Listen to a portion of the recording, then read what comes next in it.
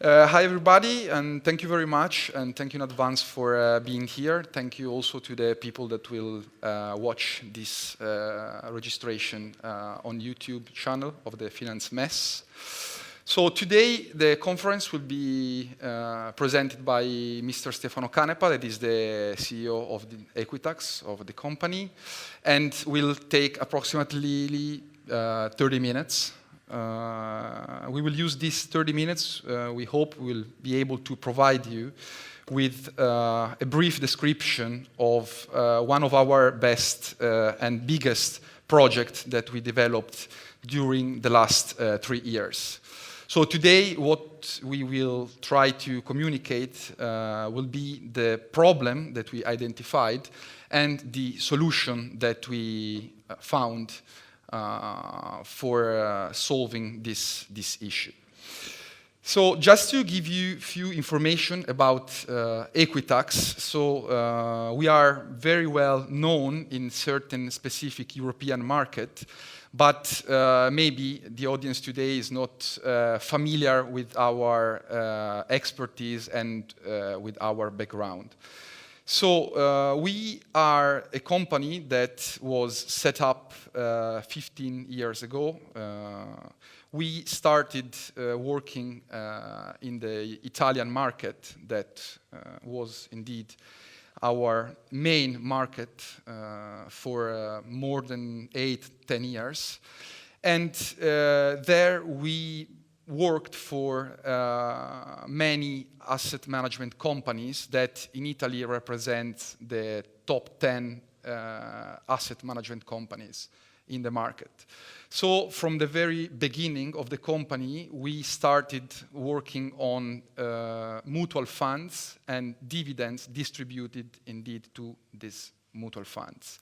One of our very important client type is also pension funds. So indeed in Italy, this saw Aequitax being a leader for tax reclaim. And today we have more than 40 pension funds in our client portfolio. We have 2 big financial institutions, so 2 depository banks, and around 20 asset management companies. So we are also a global provider for one of the biggest European asset management company. It's easy to understand the name if you have a look at the top 3 European asset management company.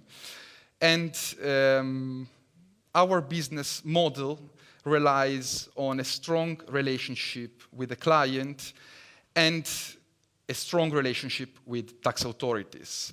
In particular, we developed a very close relationship during the last 3 years with the American IRS, so the American tax authorities, because one of the project that will grant the growth of the company in the next year will be indeed related to the recovery of US dividends distributed to collective investment vehicle.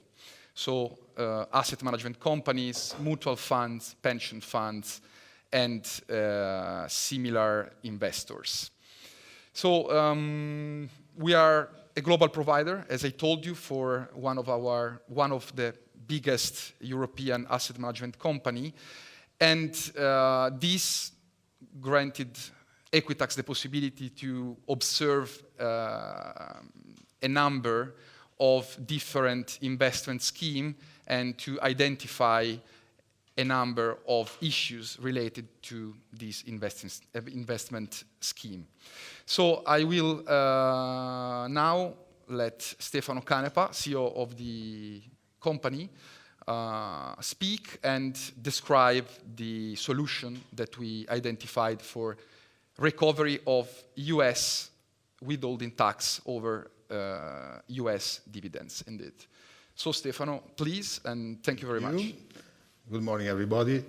And I just checked that this slide is not up to date because, well, it's just 2 months later, 3 months late, 3 months old, but it says that over 1 million USD retrieved, 10 underway. As we will see now, we are talking some 34 clients with some almost 3 million retrieved and 48 underway. So it's a totally different number, but we forgot about updating this. So what I'm going to do is to explain, I would like to explain the solution, but the problem is that a solution without knowing the problem is totally useless. So I'm going to explain why we have developed this solution. And then we will go very briefly on our solution. Okay, as you can see, this is the taxation that suffers any investor in the US on indirect investments. You see, for a transparent vehicle, for example, for the US, the taxation is 30%, but if the investor makes the same investment without the tax transparent vehicles, they would pay the 15%. And this is even worse for the pension funds, which are normally tax exempt. Let's say that in general terms, in the south of Europe, pension funds pay some 15% because the treaties between, the bilateral treaties between the US and the country are old. But in the north, for example, Germany had renewed the treaty in 2012, and German pension fund paid just 15%, 0%. Sweden, Finland, and so on, and Holland, UK, they pay 0%.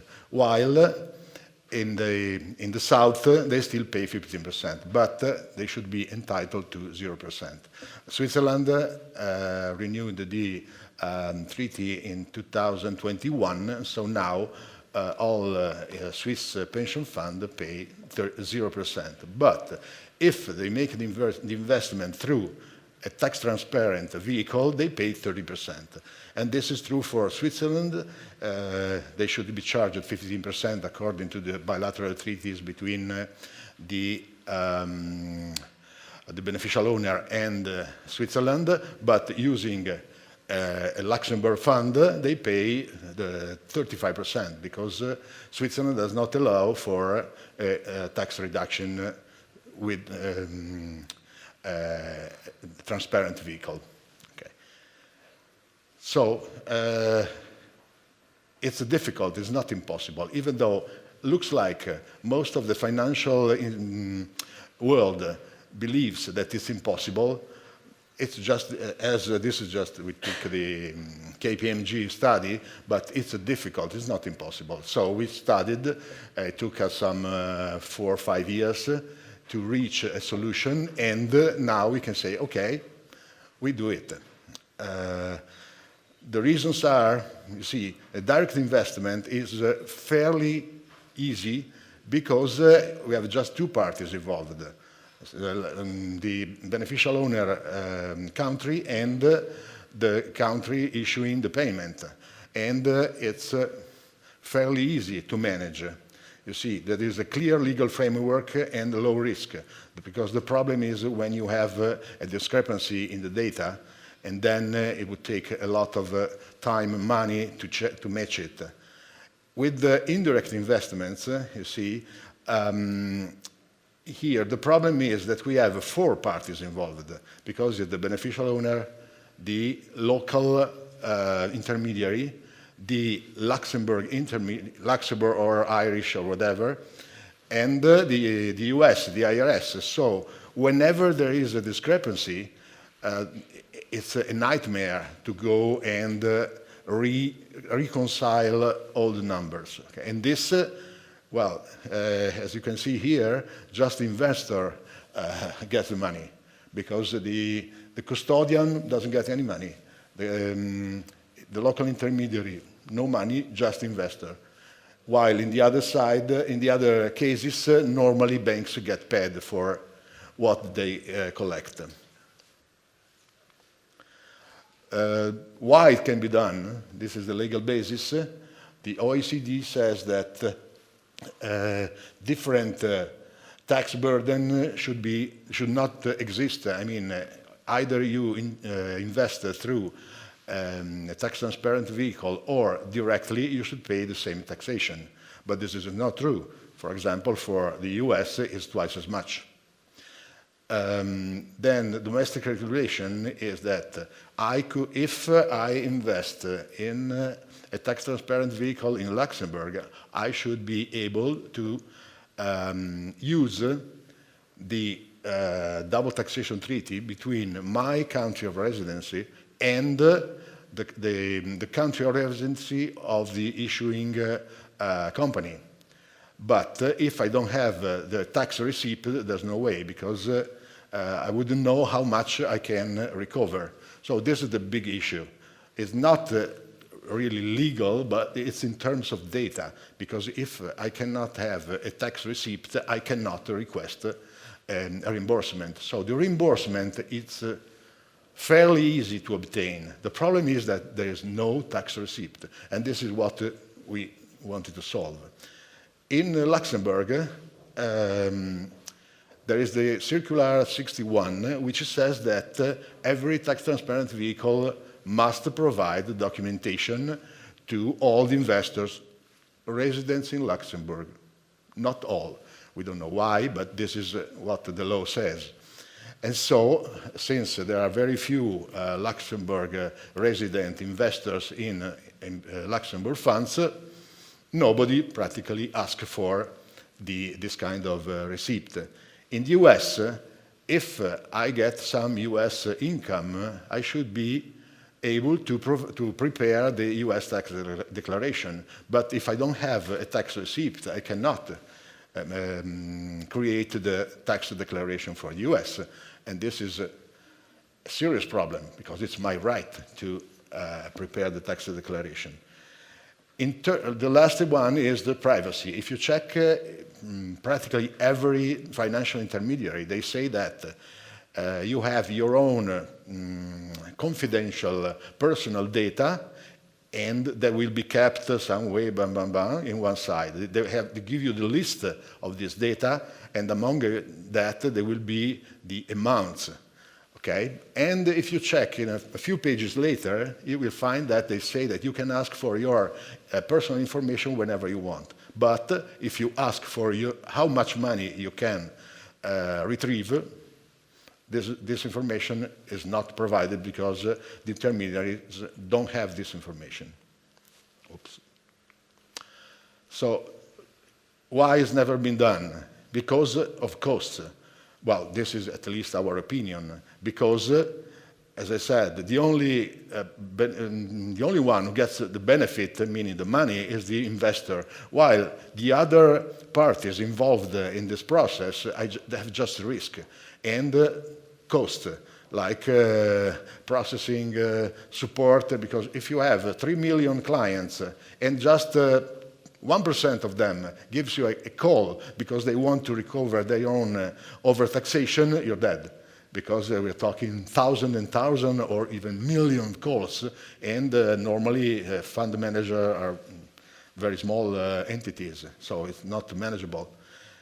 And again, reputational, operational, relational, privacy, because somebody might complain that you lose the data and blah, blah, blah, and discrimination, because if, suppose that I have an account in a bank and I buy securities, and somebody else has another account in the same bank, buys the same securities, but through different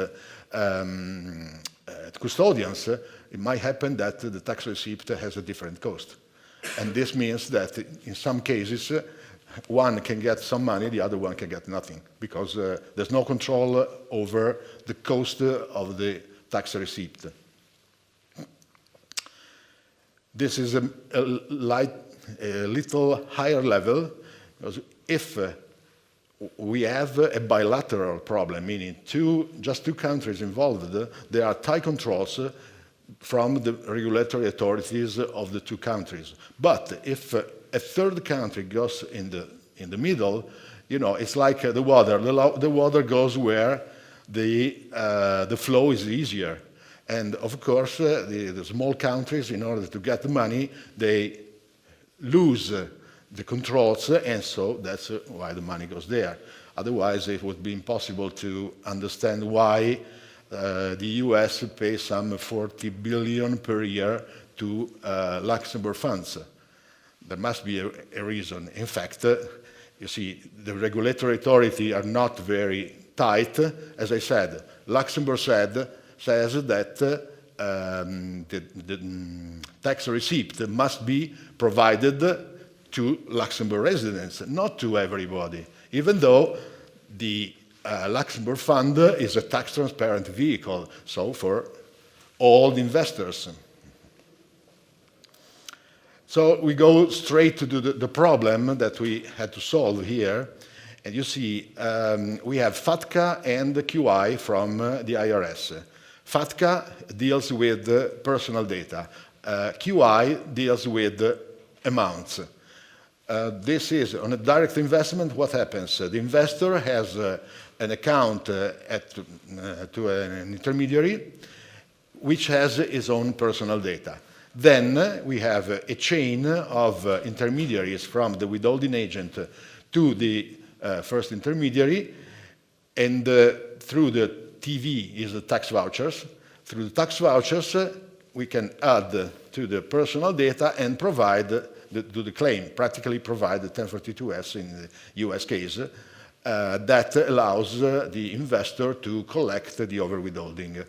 Okay, and this allows for a match from FATCA and QI. But in indirect investment, okay, the investor has to provide his own personal data based on FATCA, but the QI stops at the transparent vehicle level. So there's no way to match the QI with FATCA.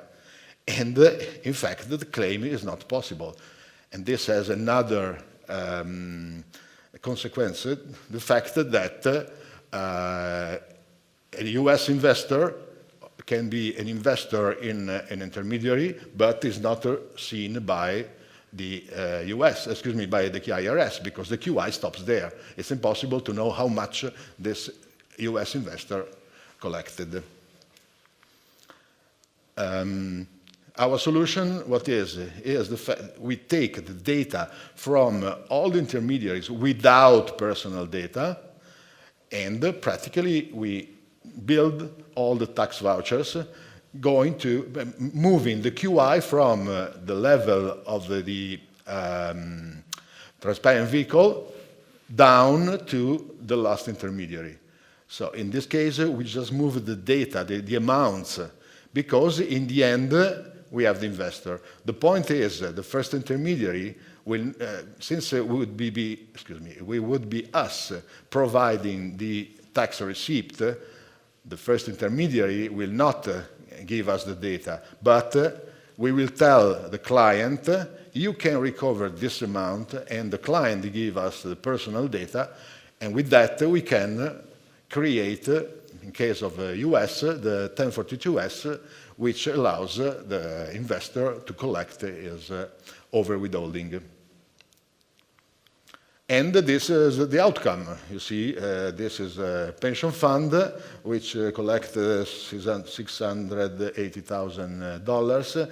And what's interesting is that it was from 2017, and the US paid interest on 275 days. Okay. We have some 12 or 13 checks like this. Of course, one is enough, but just to give you an idea. This is the numbers, okay. This is just taken from our dashboard. You see, we started in 2014, we have 2 clients, and then we went up, and you saw from the first slide when we said how much, now we are talking about some it's here, 2,330,000 collected and 48 to collect. We're talking millions here, for 37 clients. The fact that you see 2018 and then the rest is due to the fact that this year, June 15, 2018 will expire. Of course, we will collect all the available years for every client. So regardless when the client signed, of course, 2018 is very close to expiration. The other ones will go together. And so we just said that, okay, it's 2018 plus the rest. Okay, so the total is some 48 million. Now, but, well, I can even say that this is just the data from one depository and then on custodian, and we are just waiting for the data from the other custodian and other clients. So this is, as I said, as I wrote, the growth grows faster, just going up very quickly. Let's see now the perspectives. For the transparent vehicle, the problem is that the pros are not very much, but the cons are many. And so they are absolutely not motivated to provide this tax receipt. Let's see, from the US, what happens that if the fund provides a W-E, meaning that the fund under the Luxembourg law is incorporated as a transparent fund, mutual fund. And it tells to the US that it's a corporation. And they call this way corporation by default. But what we checked the W-E, and we found out that the corporation is the only checkbox where you don't have to provide any information. So it's the easiest way to avoid providing the 1042S to all the investors, like the US law would request, but they limited it only to Luxembourg investors, because providing the 1042S to 3 million people is not easy, mostly because they will call you back and say, hey, what should I do? This is the big problem. Okay. And the other problem is that we are talking the QI here. The QI is the custodian, and it is the responsibility of the custodian to look through down to the last investor, not of the fund. So the problem here is that the fund declares itself a corporation, the custodian accepts this explanation and blocks the production of 1042S. We have asked the IRS if this is acceptable for their regulation, waiting for an answer. You see, the difference is that with indirect investments, the investor will pay twice as much as what they say they should pay. In Switzerland, well, what happens is if for direct investment, supposing that even an individual has a 20% personal taxation, well, the net would be 85%, paying the 15%, so the total taxation is around 32%. Unless it can be reduced through the burn, well, there's something else that could reduce this tax level. But with indirect investments, without recovering the overtaxation, the taxation is 52%. So it's 20% more than the, let's say, the top taxation for direct investments. And now, if you look at insurances, an insurance is considered a beneficial owner. So it is entitled to 15%. But here there's a problem, because if there is a client, an investor, an American investor, which invests in the insurers would pay 15%, but according to the IRS regulation, by FATCA, the insurance must provide information about the fact that there is an American investor. But the American investor will pay only 15%, not 30%. But we are still talking an undisclosed US person. So here there is a problem. See, and if you check, what we did is we checked the FATCA data layout, and there is no number.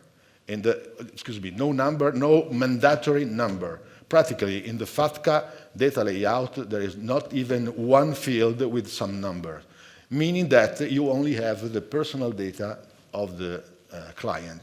But you cannot match it with the amount of money that it makes, because there's a shield of the insurance. And what can happen is that, again, for transparent vehicles, there's no documentation required, and so another undisclosed US person can be screened by another vehicle, because you can have first vehicle, second vehicle, vehicles investing in other vehicles. Again, this is against the IRS regulations. And this is let's say, the less nice news for custodians and intermediaries.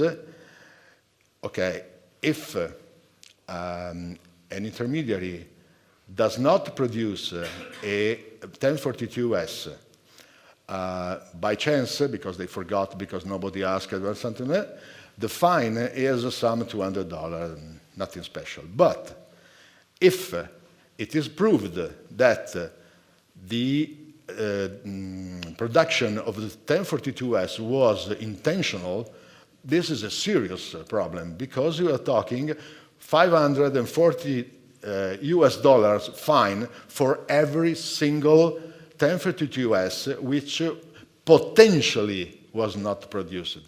Okay, and you know, the vehicle is tax transparent, so it should be provided tax receipt. The vehicle must produce the tax receipt, at least for Luxembourg residents. The vehicle produces the W8 Ben E corporation by default, but it's incorporated like a fund, instead of the W8 IMY, which is the form which should be used by a transparent vehicle. And you want to sustain that this is not intentional? In any case, we just made a few calculations. For 100,000 beneficial owners, it's more than $50 million fine per year, so it's just $500 million on 10 years. We don't know for how many years, but in case of 2 million beneficial owners, and this is not a big number for large fund investment funds, well, that could be 10 billion fine over 10 years. So this is something that can hurt seriously. And well, now I would like to talk about our solution, but I just gave you some guidelines because there's no time. So just to, I will just introduce it and give you very high level, and there will be probably another conference where we explain in detail how it works, or if anybody is interested, we can talk about that, we can show it, because it is effective. As I said, we have 2 custodians which use them, so it's not, I mean, it's let's say, not really active since months, but it's 1 month, okay? So we're still studying the procedures and so, but we can show it. So what the important thing is it's effective, because we give the full service and not just the software. We take responsibility for the 1042-S and so. Very easy installation, it's fair, and this is according to the laws, because every investor can claim. Of course, if the cost of the tax receipt is higher than the amount you can claim, there's no reason. And this cuts out 90% of the investor, 99%. because to have some, let's say, serious money, it takes a very big patrimony. That's why we're working only for pension funds and insurances. They are our major targets because they have big numbers. Installation, there's no installation. It's just we provide the data, we put it on our website, and we manage and we provide information without personal data to a client. So the investor can come on our website, see how much he can claim, and if he wants to claim, he talks with us and not with the intermediary, because otherwise there would be privacy problems. So he provides us his own personal data, and we take care of producing the tax receipt. Cost-free, meaning that the intermediary just give us the data, and we provide the list of the clients that can collect the data. Of course, we are interested in recovering the money and not in managing a software or a system. So we are not interested in making money lending a software. And the last point is the fact that we are compliant with the privacy regulations. This is the last sentence of a legal opinion. And it says that there's no problem with privacy because we only collect the data, and using those data, it is impossible to link to any client because we have no client data beside the amounts. This is, this is for the Italian. In the Italian culture, this would be very, very clear, but explaining it in English is not effective, so I invite you to use your own creativity to interpret this allegory. Okay. Questions? Okay.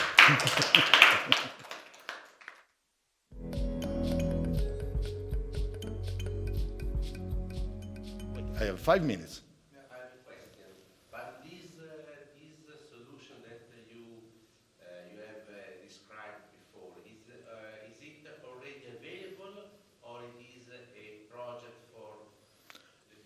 It is available and it is running, say, for real. It's just that we began running it a few weeks ago. So, let's say it's not perfect, but it is real, checked, and, in 3 weeks I'm supposed to go to New York to show this to IRS, because it looks like, at least this is what they said, they issued a request for a proposal in 2015 looking for a solution to this problem, and nobody provided the solution. So now, even though we are not American, but we said, hey, we have it. And so I would like to have the IRS check our solution and see if it's proper for them. Because, for example, I could not show it, but our solution provides an audit trail back and forth, which is absolutely important for IRS. Just we'll see what happens, and this is a project, as I show it, which goes very fast now. It's tough to manage it, but we hope we'll be able to. Go.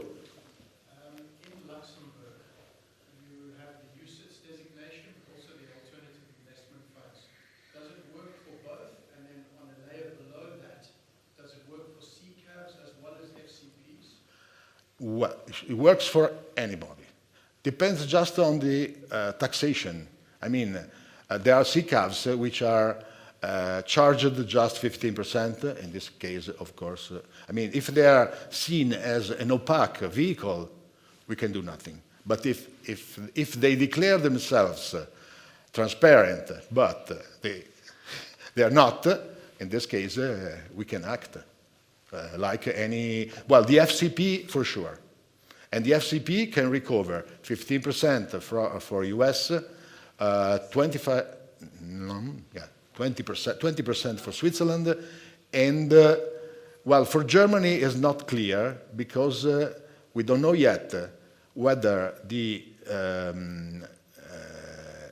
Luxembourg FCP is considered transparent or opaque for Germany. Because if Germany considers it opaque, then it will be the fund recovering the German overtaxation. If it's not transparent, excuse me, if it's not opaque, then the vehicle will be charged at 26.357, something like that, and you can recover 11 point, so the difference between the top taxation and the 15%.